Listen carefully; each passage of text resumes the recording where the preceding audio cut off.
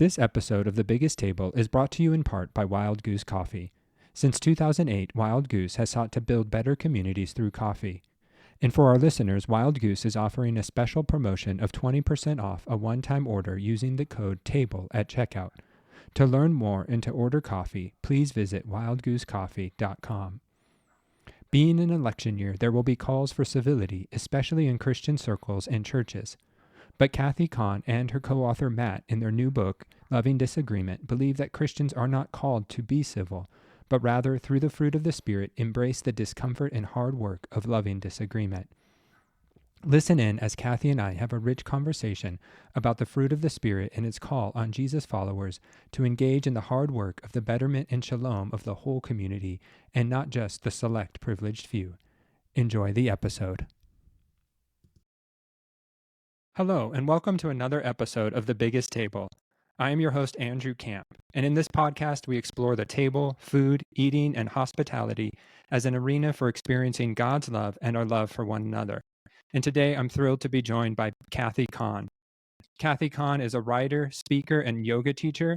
She is the author of Loving Disagreement, which was awarded the 2023 Book of the Year by Inglewood Review of Books.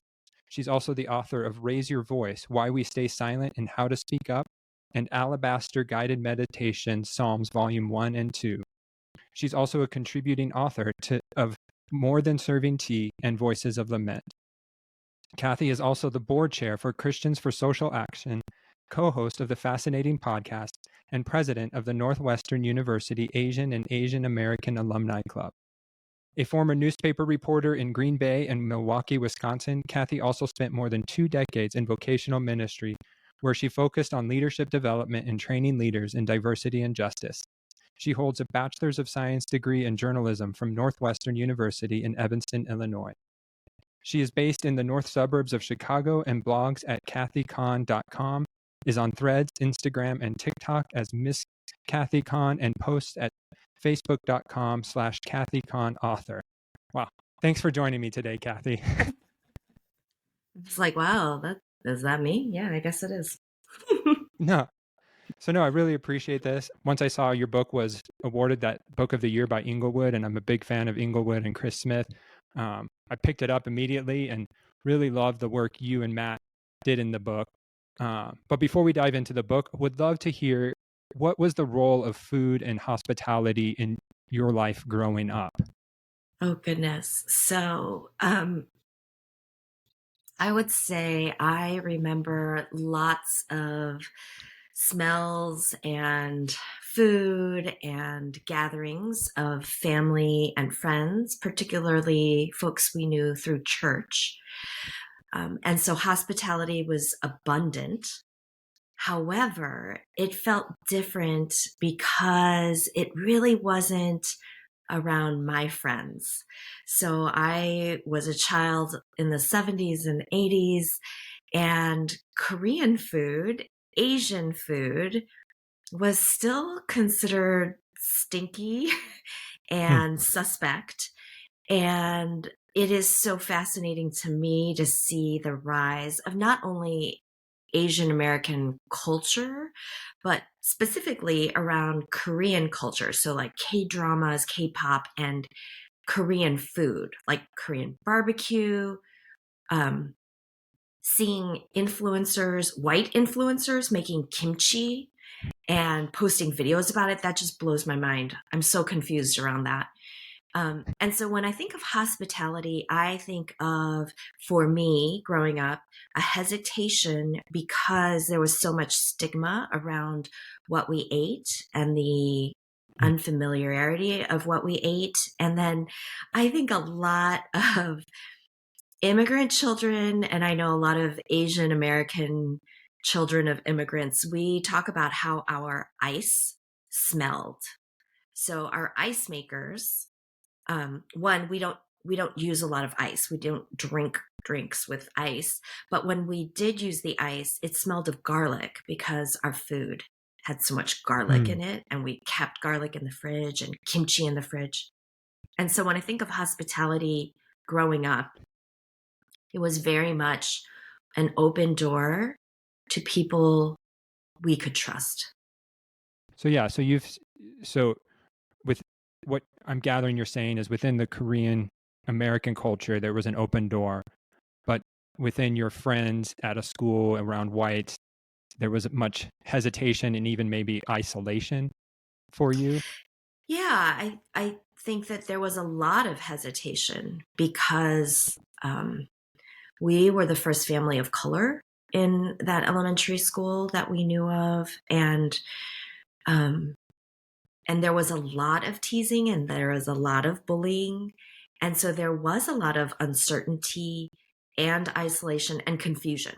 That was not my experience prior to moving. In second grade, we had been in the city of Chicago, so that was a very different experience of hospitality. That literally was an open door to friends from, the Philippines and Greece. And I still remember how every home smelled different. And we loved that. Hmm. That was very normal. But moving to the suburb was very like, ugh. Right. As you've then reflected on your journey as a child and being an immigrant, where do you continue to see food as an arena of hope and restoration? But then also, where where does food still and the table, where is it still used as a means of isolation and boundary keeping?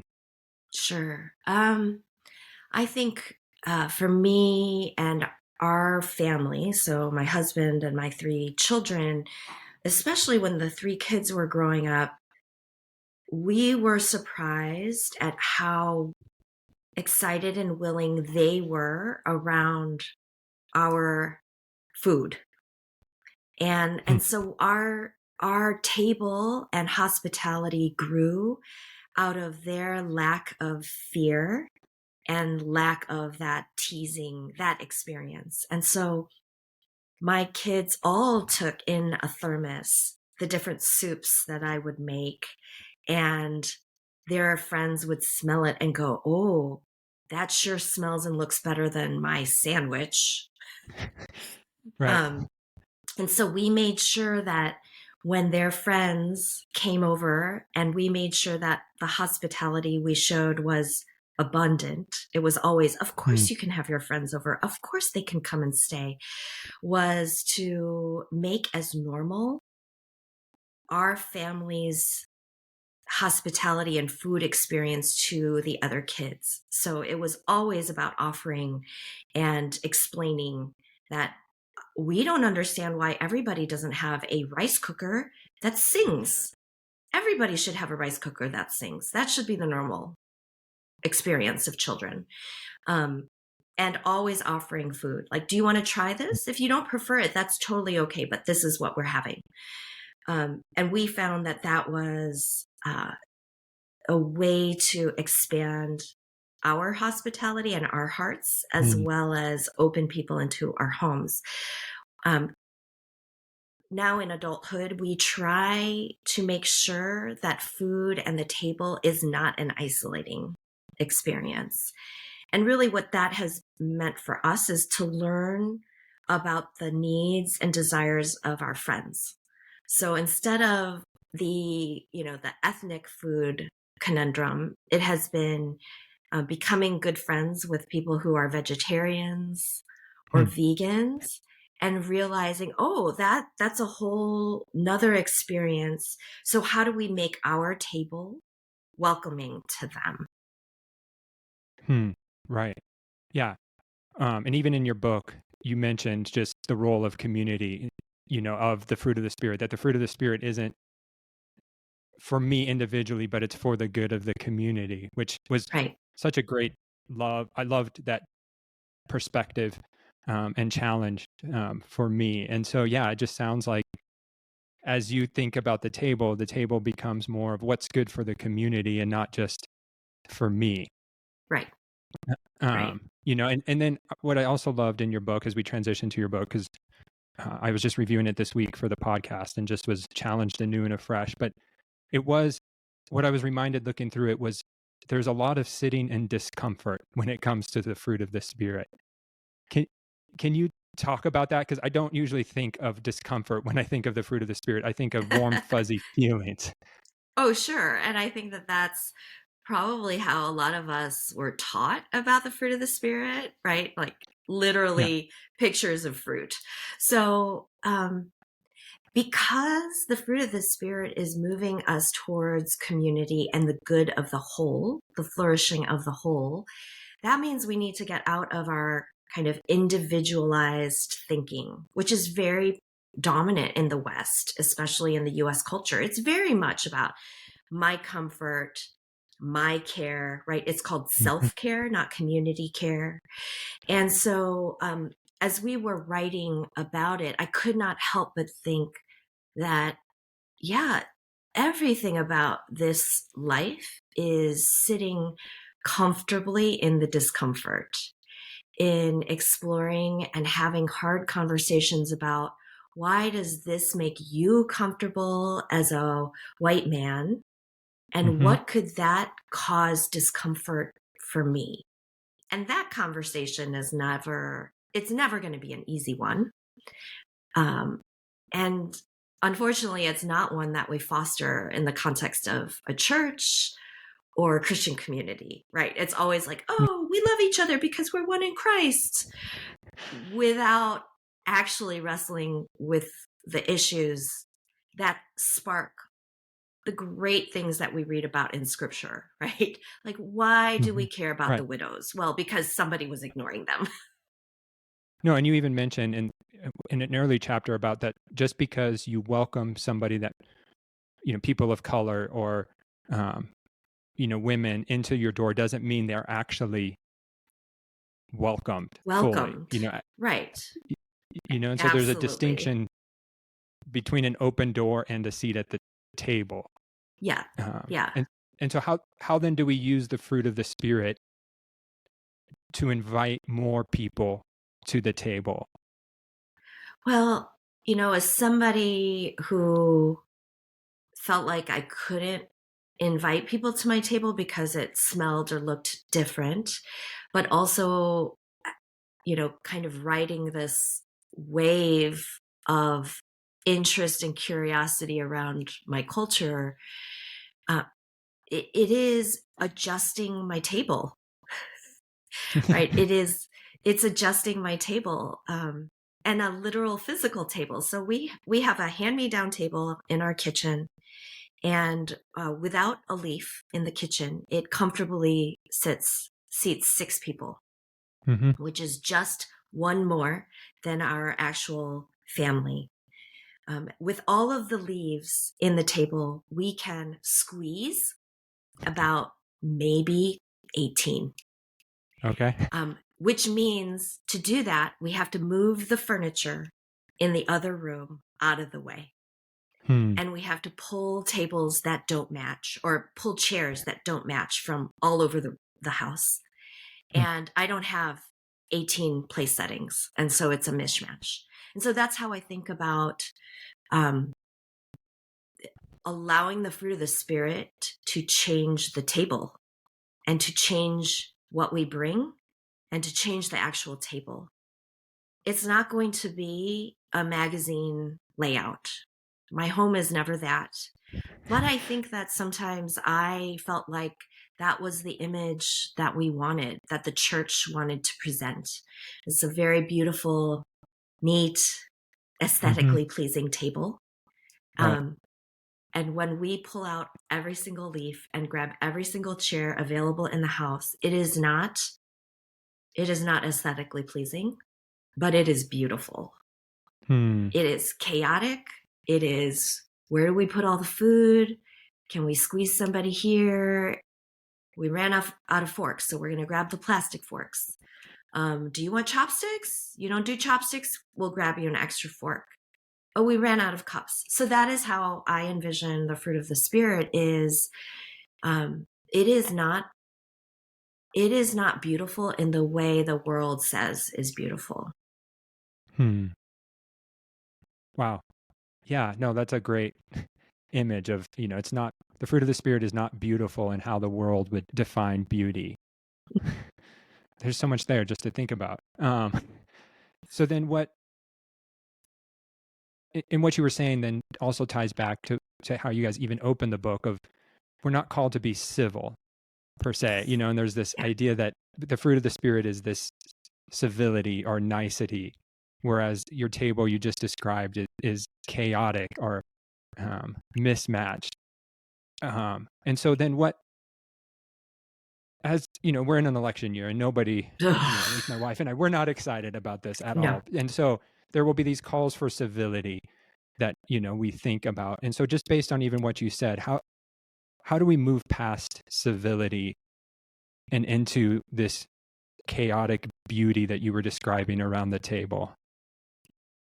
It's so interesting to me because I find civility exhausting. I don't know about you. I find it exhausting because there is a lot of like holding back and pretending that everything is fine when nothing is fine.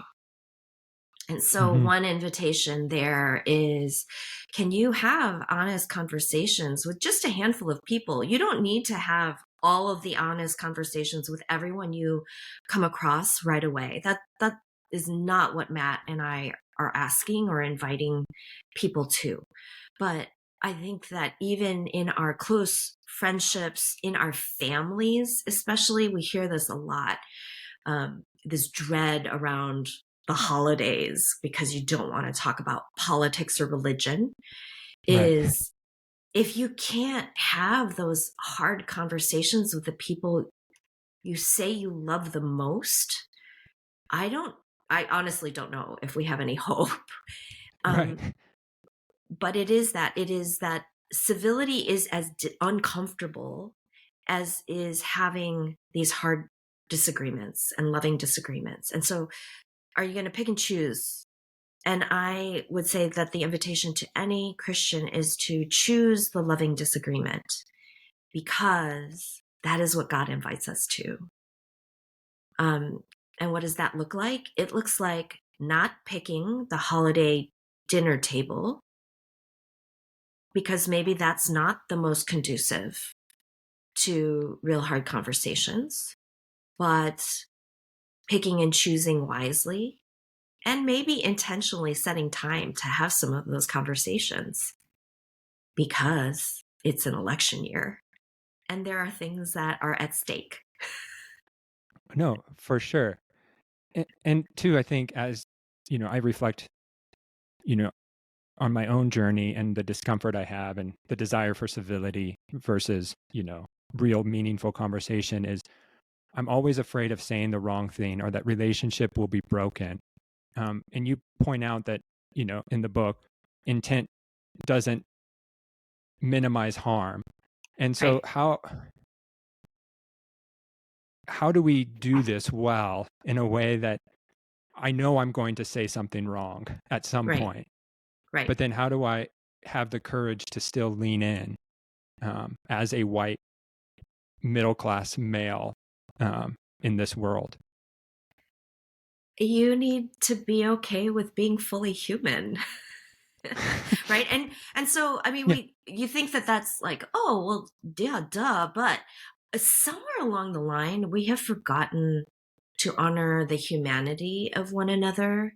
And Mm. so for me it is a level of frustration when um, non people of color are so fearful of making mistakes that they choose to pretend to be perfect Yeah. and never learn the art of apology and Mm. repentance and repair.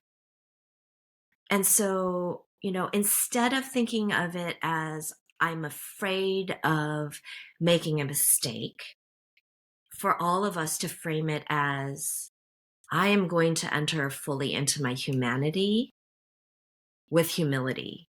We all Mm. make mistakes. How do we then approach the other person, people, community, and say, yeah, that was a bad one. I am so sorry. Here is what I've learned. This is my mistake. I have a lot of learning to do. How can we repair?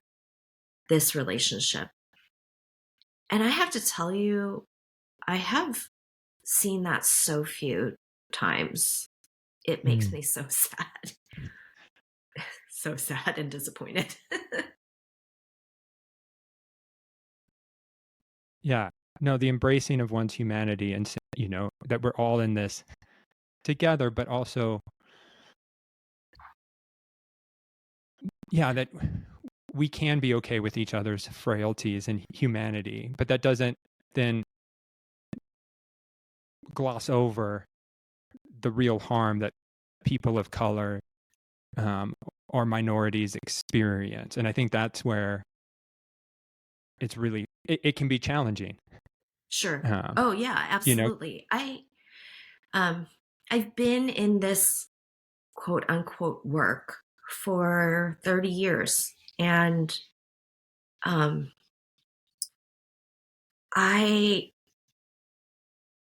I am so surprised at how particularly white people are so afraid of having their actions labeled as racist. And my response has been, I recognize that that can be a hard label. Not that you are a racist, but that your action was racist. And that hurts. Can you, for 30 seconds, sit with the hurt and harm done to the person on the receiving end of that racism and know that that is every day? And so I do think that there's something missing, particularly in the church, in the willingness to sit in that pain and discomfort. You know, we're headed into Lent. So I'm seeing all of these ads around like, oh, journey with us, blah, blah, blah. yeah. And and and I wish we could sit in that Good Friday pain and uncertainty for longer than a weekend. Yeah. Right. Right? Because even that, yes, that is, the cycle and calendar of the church is that it really is great that people want to jump into Lent, but really it's that uncertainty and pain and discomfort of Good Friday. And so I think for white listeners, that's an invitation for all of us. It's just that some of us have to live in it longer than you do. Right. Right. And that the impact, yes, is much more than your intent, but also if we don't cling to the hope and belief that there is forgiveness, then I don't know what we believe in as Christians. And you may not get that forgiveness from the person that you have harmed. And we have to be okay with that. Right? Yeah. We have to be okay with that we can't make everything okay. And that there is not even just sitting at the Good Friday, but sitting in the uncertainty of Saturday, that, sometimes we don't know. Yeah. Yep. What, where resurrection is going to come from, or even Right. if resurrection will happen. Right. Uh, Absolutely. Absolutely. And I want to believe, I think Matt, out of the two of us, is more hopeful. I want to believe that in that tension and discomfort is where the fruit of the Spirit also comes in, is that then we can sit with patience and kindness and goodness, even when things don't turn out our way. Right. Yeah. Wow. Because I don't know. Hold on. I'm trying to gather my thoughts. Yeah. Because what you just said is sitting in that discomfort will then bring out the fruit of the Spirit. And yet in my tradition, growing up in the white evangelical church, like the discomfort was never part of the fruit of the spirit. Like it was, Right. the discomfort is in the works of the flesh, not in the fruit of the spirit. Right. Whereas your point of view is actually the works of the flesh actually may be more comfortable than the actual fruit of the spirit. So what? And it go ahead. No, go ahead. Well, and even that I think is part of um the confusion in where I sit. So I have been in white evangelical spaces for a long time as well, and currently am kind of adjacent still. In the US, you can't get away from it. Is this disconnect between the fruit of the spirit and the flesh? Like, how does the fruit of the spirit actually live out in our lives? Well, that has to incorporate our flesh. That has to incorporate, like you said, the table is not just a metaphor. It is an actual table, and Mhm. hospitality isn't just in our soul and spirit. It's actually physical. And so um, I think why white evangelicalism has always been so confusing to me is that it always ends up happy. Yeah, yeah. It always ends up happy for an individual Hmm. or maybe a small community, but never for the whole because we can't move there. We can't move to that discomfort. And so um, I do believe that very much the discomfort of my growing up experience, my childhood, the tradition of the Korean immigrant church, the history of Korea and the peninsula and the divided country, that fully informs my spirit and my body. Is that Hmm. it's not always going to be a happy ending. And yet, I'm still invited and have the wonderful opportunity to say yes into walking into the fruit of the spirit. Yeah, like the fruit of the spirit has to be an embodied, lived out posture, like you just said. It's not a Hmm. metaphor. It's not pie in the sky. Right. Um, Right. and you're a yoga teacher. So how has teaching yoga then helped you embody and embrace this embodiedness that I think we're hesitant to sometimes embrace? Right. Um, I started practicing yoga in my late 30s, and it was just an excuse to get out of the house because the kids were young. I did not think I would be a yoga teacher, so I went through the training really to write about the experience, especially as a Christian, Hmm. because there's so much movement around that. Like Christians cannot do X, Y, and Z. And so for me, being a yoga teacher and practicing yoga, I have found that it actually connects me much deeper to the Holy Spirit and Hmm. being able to be present for other people who are very different than I am. So when I teach, I don't know who in the room is a Christian or not. I don't care. I don't know about their political stances. Um, all I can do is see what I see.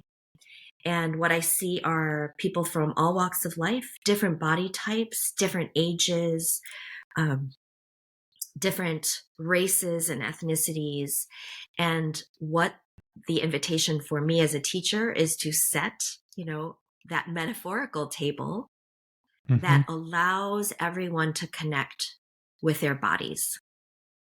And that has made me much more empathetic and in tune with what my limitations are and where I have more flexibility than other people, to be mindful of that when I cue something, to give people the freedom to do or not do Hmm. whatever I'm cueing.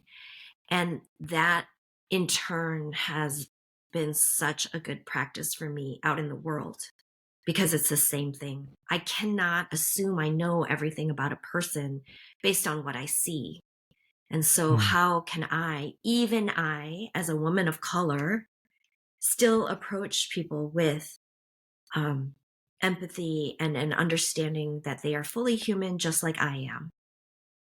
And I come with assumptions just like they do. And I want to believe and have been given feedback that, yeah, my classes, even though they were hard, are accessible. And one of the best compliments, pieces of feedback I got from a client recently it was even before class started. She just came over and she was like, you just have this energy about you. And I want to thank you for that. Like, I want to come in and I want to see you. And I thought, I don't know if I got that kind of feedback as a professional Christian in professional vocational ministry. Right. Right? Yeah. Like, I don't know how many pastors or former pastors out there just got people who interacted with them regularly saying, I don't know what you do, but gosh, there's something about you that is so welcoming. And so I would say for me, that embodied practice. And what I bring as a teacher is I'm bringing the fruit of the Spirit. That embodied practice challenges me to be that person to a group of people who do not know anything else about me. Like, they don't know this side of me. No, right. Yeah. And so you're there just to welcome them and to create a space in which they can then be more present to their own bodies. Yeah. And I love that phrase you use that, it's hard, but it's accessible. Which I feel like that's such a apt metaphor for this cultivating this fruit of the Spirit, that it's not easy, right? But it is accessible. And so how do leaders, or how does anybody then help, make it accessible, but we don't water it down, and make it the toxic positivity that you rail against, or you speak against in the book as well. Oh, I definitely rail against in other places for sure. A lot of it is what Matt and I wrote in Loving Disagreement, which is we also touch on the things that we struggle with and have failed at. We have talked a lot about why there were certain chapters, certain fruit of the Spirit that we wanted to write about, and why we didn't want to write about others, which was like, this one's really hard for me. I don't want to do it. Right. I don't want to do it. And the crazy thing is, as Christians, I don't know why we think this is optional. Yeah. And why we think that this should be easy when there are so many other phrases we glean from Scripture that say, oh, this is, life of a Christian is hard and challenging. So why do we think that this is going to be anything else? I also don't know why hard is bad. Right. Yeah. Right. Hard is not going to be bad. Challenging is not bad. Failure is not bad. And again, I think it's part of the myth of the United States and American culture is that it is all good, and it's only good if it succeeds in, creating something. Sometimes it's just failure, and we have to learn from it. And when we don't, we recreate it. So, for your listeners, it's hard, but accessible, and it's human. It's being human. I don't know why we think that everything is supposed to be easy. Yeah. Because if you think about a normal fruit tree, it takes years for it to even start to bear fruit. Yeah. And yet we think the fruit of the Spirit is in easy, instantaneous right once we Yeah. become Christians. Yes. Yes. And Uh, um and and I don't have any fruit trees because I live in the Midwest, and I could grow apples. We have apple trees in the back, but what we learned is that we don't have the right other kind of apple tree, so that the cross pollination kind of thing. okay. Um, and so I have friends in California, and they talk about their neighborhoods where there are like so many fruit trees you can just like grab fruit off the sidewalk. It boggles my mind, Right. but I believe them. That hard work again is not about your individual. I get my orange, right? It's for the community. It's for the whole, and and I think a lot about, again, that metaphor, and the reality of the table is that my parents and their generation of immigrants, the work and sacrifice they did was not easy. It was very Mhm. hard, but it wasn't just for themselves. It was for me and my generation and my kids' generation. And so, what is that if not love? Right. What is that if not patience? What is that if not perseverance? And so I do think and want to invite all of your listeners, like, life is not supposed to be easy, and it never has, even for people of privilege. And Mm. there's a glossing over that. And so if we think to the reality of life, how can we really look back and see the fruit of the Spirit, um, and how we need it? How we need it. No, for sure. Yeah. Um, That's a good reminder that life's never been easy, although I think so much of modern culture invites us to think of life as and wanting life as easy everywhere or easy Mm-hmm. always, you know, or, grocery stores. You can just go, if you live in a place where you have grocery stores, you can just go and grab whatever fruits and vegetables you want at any time of the year, including Right. strawberries in the dead of winter when, Yeah. Yeah. you know, that's not how life works usually. No, Uh, it isn't. It isn't. And again, going back to community, maybe, for me and you, our lives have been easy in that way. But again, it's not just about us, no. right? It's not just about Mm-mm. us. And so if we are actually living in the fruit of the Spirit, we look beyond and go, oh, it's not been easy. It's No. not easy. And yeah, because you also you guys, when you were talking about peace and shalom, a word that I think Mm-hmm. the white evangelical world loves, but Yes. then misses the point where you say like shalom is for everyone, and that might mean some hard change or some discomfort on those in power. Yes. Um, which Yes. I was like, oh, that's such a challenging thought because, you know, when I was working at a church here in Flagstaff, we talked about shalom a lot, but never in what we need to give up in order to make Yes. shalom accessible Right. to everyone. Um, Right. so what does that look like then? Or how does that inform our practicing and our embodiedness?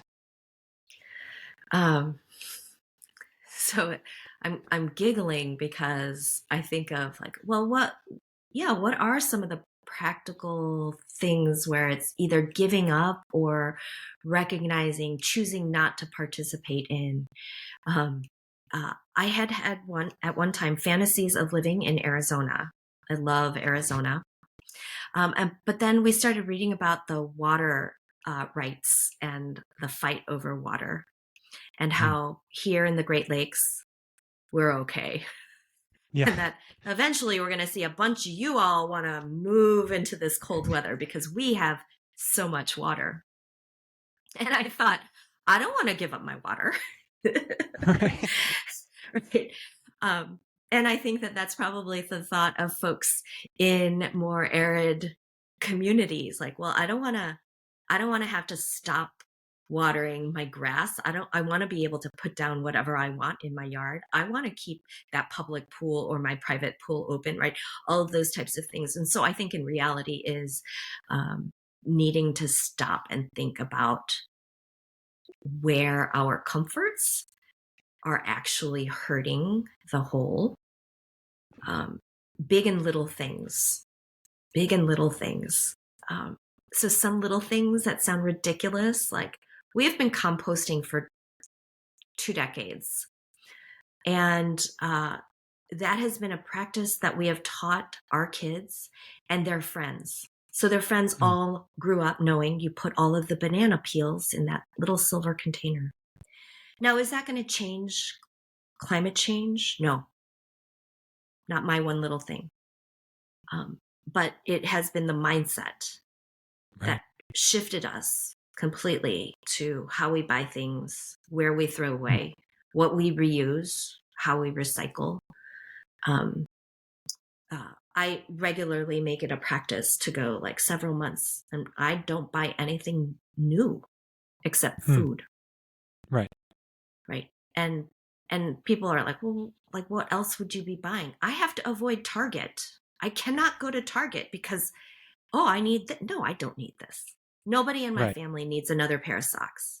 So I think it's big things like that. And then little things like that and big things. You said it's an election year.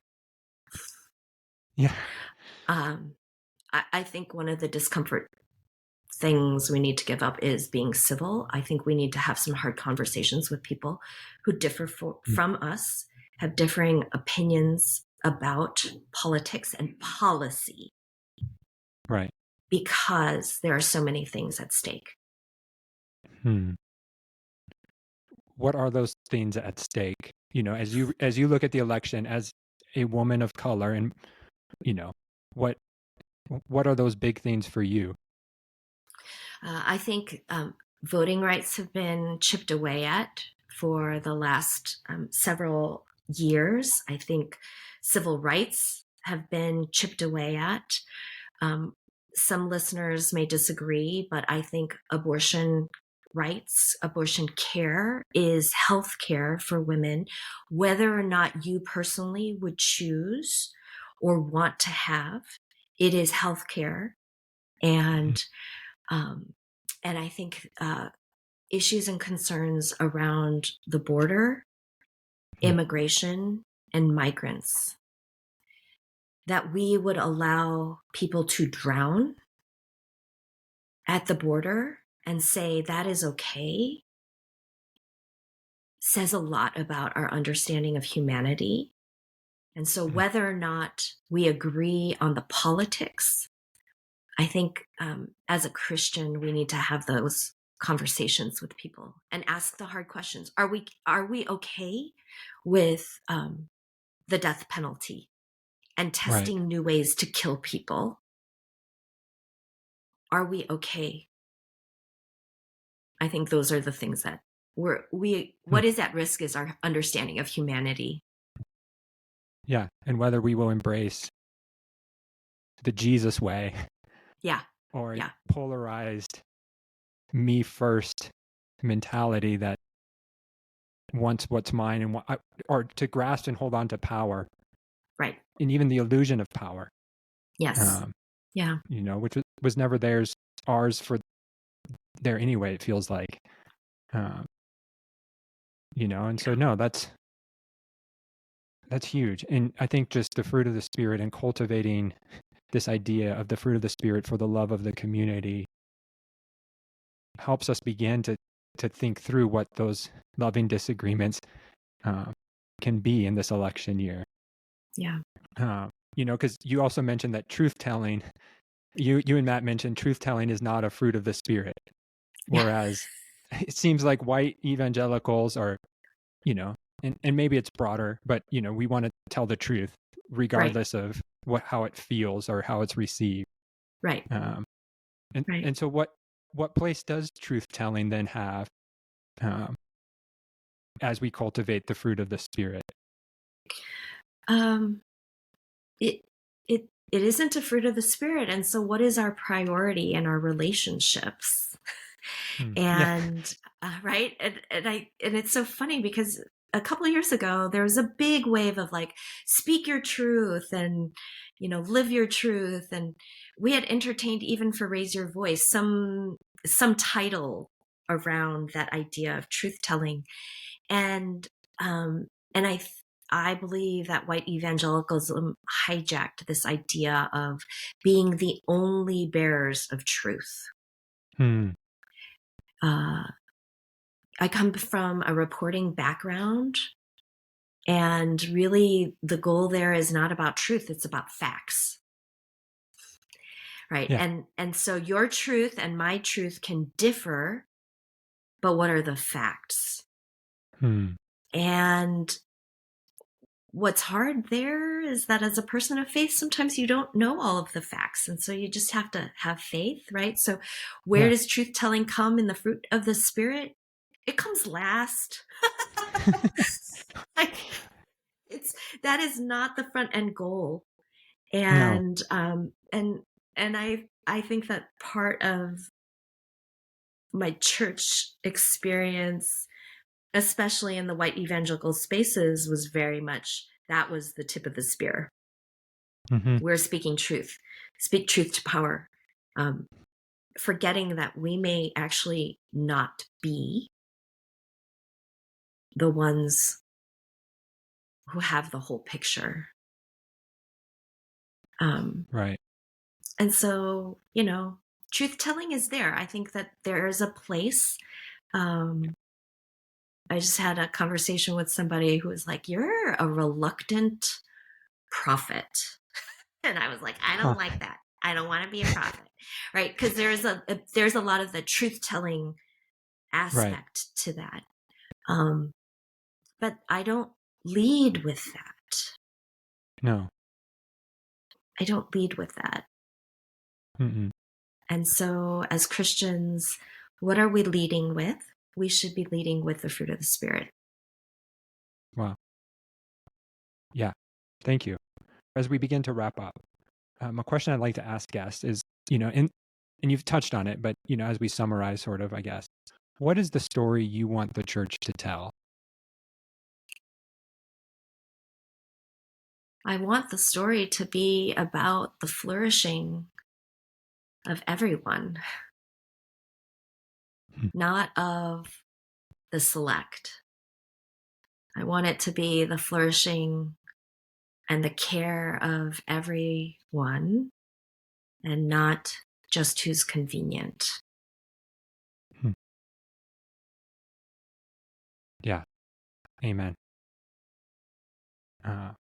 No, thank you, Kathy. Your words have challenged me, but also encouraged me, and that's your book. You and Matt's book is, it's definitely worth a read in this year, just because I loved that it was co-written and that you guys bounced ideas off of each other, expressed where you have failed, where you struggle, and presenting a loving disagreement through a book, what is possible for the church. So, thank you for this time. And a few things before we wrap up. I like to end with a few fun questions in rapid fire, Yeah. and have it's fun to hear different people's responses. And so, what's one food you refuse to eat? Oh, um, there's not a lot. Yeah. There's not a lot. Refuse to eat. Raw meat, like a Okay. pate. I've done a pate, but yeah, Okay. That's fair. Yeah. yeah, yeah. And then on the other end of the spectrum, what's the best thing you have ever eaten? Oh gosh, that is so hard. Um, it, the best food memory. How's that? Because I can't Perfect. pick one best thing. I always think about the kimchi jjigae that my dad would make and offer to me late at night. And that's the joke in our family. Like everybody else would say no, but I would be like, Mm. okay, I'll eat it.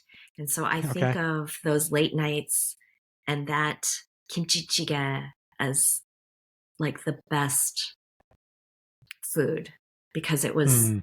with beautiful intention and impact. And for those of us who don't know, what is kimchi jjigae? Yes, kimchi jjigae is so kimchi, the fermented cabbage, the side dish of my people. Um, Hmm. Once it has fermented kind of past its peak, you can still use it. And it's used in this stew. And there are Mm. different variations of it. You can add all sorts of different things. But that's what kimchi jjigae is. Okay. Awesome.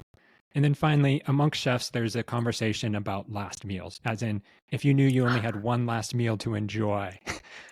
And so if you knew you had one last meal to enjoy, Kathy, do you know what that would be and with whom you would share it with? Oh, that's so ridiculously hard. Okay, so I would want to share it with as many of my like immediate friends and family. Yeah. Right. Yep. And it would be a Korean meal. It would be Mm. a small bowl of rice with like a bazillion side dishes, which is the great thing about a Korean meal is that you don't have to pick. It's just a bunch of side dishes and my dad's kimchi jjigae. Of course. Awesome. Well, thank you so much for this time, Kathy. It's been a real joy and a privilege just to hear your heart in person versus just reading it. Um, and so thank you for this time. Thank you. Yeah. And if you've enjoyed this episode, please consider subscribing, leaving a review, or sharing it with others. Thanks for joining us on this episode of The Biggest Table, where we explore what it means to be transformed by God's love around the table and through food. Until next time, bye.